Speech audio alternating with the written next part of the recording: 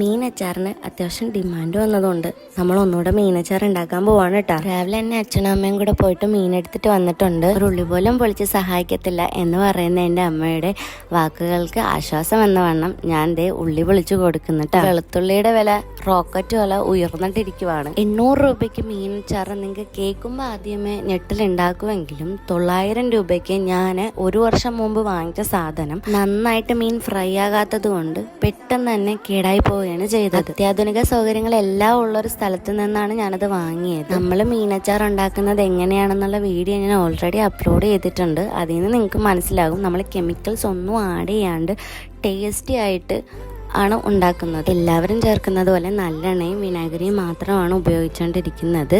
Pregnant ആയിരുന്നപ്പോൾ അമ്മേൻ്റെ കൂട്ടത്തിൽ ചെന്നൈയിലായിരുന്നു. അതുകൊണ്ടാണ് നമ്മളപ്പോൾ പുറത്തുനിന്ന് അച്ചാർ വാങ്ങിച്ചത്. അച്ചാർ വേണ്ടവർ ഒരു 10-ാം തീയതിക്ക് മുമ്പ് ഓർഡർ ഇടേണ്ടതാണ്. കാരണം നമ്മൾ ചെന്നൈക്ക് തിരിച്ചു പോകും.